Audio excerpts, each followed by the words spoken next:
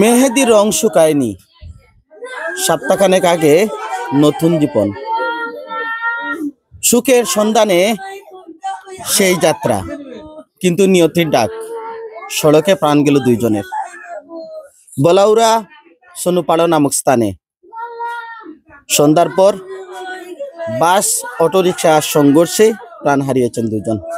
গেছি গিয়া দেখি আইছি যে কেন ঘটিছে ঘটনা। 6 ফুট জায়গা, মেইন রাস্তা 6 ফুট জায়গা লইলিছে মাটি লোয়ার এই মাটিগুলো ওই যে বহন নতুন মাটি ফেলাইছে তাকে মানে ভিতরের মাটিগুলো ওই যে বন্দর মাটি, অর্থাৎ কোনো কারো প্রয়োজনীয় মাটি, ব্যক্তি মালিকের মাটি সড়কের উপর ফেলার কারণে গাড়ি এখানে যে করছে, ড্রাইভারে কন্ট্রোল রাখতে পারছে না, বাড়ি খাইছে। বাড়ি খাওয়ার পরে শিমুলে আইয়া টক্কর পশ্চিম দিক থেকে চাপাটা মারছে। এরপরে মাটি হরাইছন, ইনতাকে সরানি হয়েছে। 500 টাকা রোজ দিয়া মানছি আমরা গিয়া পাইছি আর কি। দ্রুত গতিতে মাটি সরানো হয়েছে। গাড়িগুলো এখন সিএনজি যে গাড়িটা এবং বাস কোথায় আছে সেটা কি আপনি জানেন? আমরা খবর লইছি থানাত আছে, জালালাবাদ থানার মধ্যে। দুজন প্রাণ হারিয়েছেন, তারা হচ্ছেন সিলেট, আরো দুজন আহত। তারা হচ্ছেন সিলেট সদর উপজেলার মুগলগাঁও ইউনিয়ন 7 নং ওয়ার্ড খোসরপুর গ্রামের একজনের নাম সালে আহমদ এবং একজনের নাম রুবেল আহমদ। আমরা তাদের বাড়িতে এসেছি। তো দেখুন ঘরদুয়ারের অবস্থা একটু দেখাচ্ছি আপনাদেরকে। এবং তারা, ও কি রুবেলের ছোট? ও হচ্ছে রুবেলের। তোমার নাম কি? তোমার নাম? জুবায়ের। দেখুন তাদের ঘরদুয়ারের অবস্থা। তারা সিএনজি চালক। রুবেল কি গাড়ি চালাতো না সালে আহমদ গাড়ি চালাতো? সালে আহমদ গাড়ি চালাতো রাইট নাও। আর রুবেল কি করতো?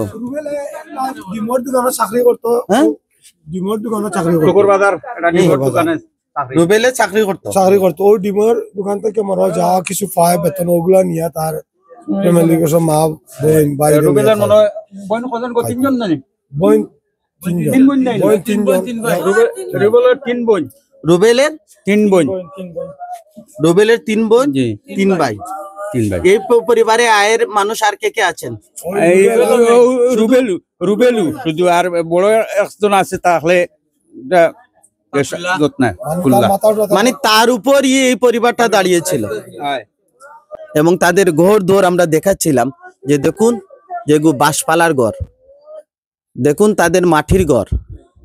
এই যে এখানে সবাই সান্ত্বনা দিতে এসেছেন, কিন্তু সেই সান্ত্বনার বাসা কি আছে তাদের? আমরা যখনই খবরটা শুনছি খুবই মর্মাহত এবং খুবই আবেগ আপ্লুত বিষয়টা। আর যে দুইটা বাচ্চা, ওরা খুবই ভালো ছেলে দিয়েছে, খুবই নম্রভদ্র, আগে বিবাহ করেছেন, সালে আহমদ নাম। আর তো আমরা রুবেলের পরিবারে আইছি। আসলে তাদের যে অবস্থা, আসলে দিক থেকে মানে তাদের সাথে কথা বলার বা আমাদের সান্ত্বনা দেওয়ার ভাষা হারিয়ে ফেলেছি আমরা, আসলে বাকরুদ্ধ। সবচেয়ে পরে আমাদের জিয়া ভাই যেটা বলছেন, দায়িত্ব জ্ঞানহীন মানুষ যারা, এটা বিশ্ব রোড, সিলেট সুনামগঞ্জ রোড, এই রোডের মধ্যখান পর্যন্ত তারা মাটি রাখছে। এটা খুবই অন্যায় কাজ এবং এটার কারণেই মূলত অ্যাক্সিডেন্টটা ঘটছে, দুর্ঘটনাটা ঘটছে। এটা অবশ্যই অঙ্ক খালি জায়গা আছে, রাস্তার পার্শ্ববর্তী জায়গা আছে, এটা না রাখিয়ে দেখা গেছে মেইন রোডও মাটিগুলা রাখছে। আর হয়তো যিনি ড্রাইভার আছেন, এটা হয়তো যাওয়ার সময় দেখছে যে রাস্তা ক্লিয়ার, তা আসতে দেখছে যে রাস্তার মধ্যে মাটি রাখা, হয়তো তখন একটু সন্ধ্যার পরে হয়তো সিচুয়েশন সে বুঝতে পারে না, হয়তো ব্রেক করছে একটু, গাড়িটা মানে কি বলে একটু অন্য সাইডে গেছে। আর এদিক থেকে ঢাকাগামী বাস, যেটা মামুন এন্টারপ্রাইজ বা মামুন পরিবহন, সেটাও খুব চেষ্টা করছে তার বাসটাকে নিয়ন্ত্রণ করার জন্য। আমরা দেখছি যে এখানে যে জাম ধরেছে অনেক জায়গা পর্যন্ত, চাকাটা স্লিপ করে গেছে, কিন্তু পুরাপুরি নিয়ন্ত্রণ না রাখার কারণে এই বাসটা গিয়ে সরাসরি সিএনজির উপরে পড়ে যায়, যার কারণে সাথে সাথেই দুইটা তাজা প্রাণ চলে যায় এবং দুজন এখনো আইসিইউতে আছে, ওদের অবস্থা খুব বেশি ভালো না। আচ্ছা, সালে আমাদের আব্বার নাম কি? বারিকুল্লাহ। আর রুবেলের আব্বার নাম কি? সালে আমাদের ভাই বোন কয়জন?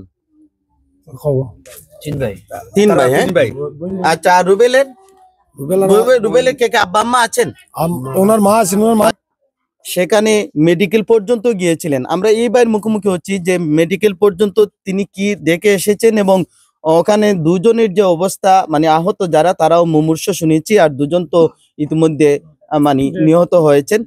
আমরা এইবার কাছ থেকে জানবো যে আপনি ওখানে কি দেখে আসলেন এবং তাদের ঘটনাটা অর্থাৎ অ্যাক্সিডেন্টের সিচুয়েশনটা কি দেখলেন মনে হয়? অ্যাক্সিডেন্টের সিচুয়েশন তো উপস্থিত সময় ছিলাম না, আমরা যখন গেছি মেডিকেল যাওয়ার পথে তখন তো সোনোপাড়ার ওই জায়গায় আমরা দেখিয়ে গেছি সিএনজিটা খুবই বাজেভাবে একবারে ভাঙা সামন দিক, এবং অন্য একটা ঢাকাগামী বাস সম্ভবত মামুন পরবর্তী যেটা ছিল ওটাও দেখছি আটকানো আছে এবং পুলিশ ছিল। আমরা ওই জায়গায় থামিনি, কারণ ওই জায়গায় হলো রুবেলের বোন ছিল, আপন বোন ছিল, ওকে নিয়ে আমরা গেছি। আমরা তখনও জানি সম্ভবত রুবেল জীবিত আছে, শুধু শুনছি যে শেষ মুহূর্তে শুনছি, আমরা যাওয়ার আগ মুহূর্তে শুনছি সালে মারা গেছে। আজকে যে এখন যার বাড়িতে আছি ওই জায়গায় গিয়ে আমরা দেখছি ওরা দুজনেই মারা গেছে। খুবই রুবেলের হাতটা লাজুক অবস্থা। এবং আচ্ছা ওখানে নাকি একটা পাশে মাটি ছিল, কারো পারিবারিক মাটি ছিল, যে মাটিগুলা এই কথাটা মেন সড়কে যে ওই 5 জনকে রুগীকে নিয়ে গেছে, উনি বলছে ওই জায়গায় মাটি থাকার কারণে এই ধরনের সমস্যা হয়েছে। এর আগে নাকি 2টা না 1টা গাড়ি উল্টিছে বা এরকম ওই যে মাটি ট্রান্সফার করা হচ্ছে, এটা হলো পারিবারিক ব্যক্তি উদ্যোগে মাটি, এগুলো মহাসড়কে রাখার ফলে এই ধরনের মানে এই ঘটনাটা এটাই মানে প্রধান কারণ মনে হচ্ছে। কি দিব সান্ত্বনা এই পরিবারকে আমরা? তবে যেটা বলছি, অনেকেই বলবেন যে মলার ডাক পড়েছে, সেটা মেনে নিতে হবে, কিন্তু দায়িত্ব জ্ঞানহীন কাণ্ডের জন্য যে ঘটনাগুলো ঘটে সেটাকে কি আমরা এড়িয়ে যেতে পারি? এই পরিবারকে সান্ত্বনা দেওয়ার ভাষা আমাদের নেই। আমরা আইন প্রশাসন সুষ্ঠু তদন্ত সাপেক্ষে এই উপযুক্ত ব্যবস্থা নেবেন, দেশের প্রচলিত আইনে ক্ষতিপূরণ এই বিষয়গুলো যাহাতে এই ফ্যামিলি এই পরিবারগুলো পায় সেই আবদার রাখছি।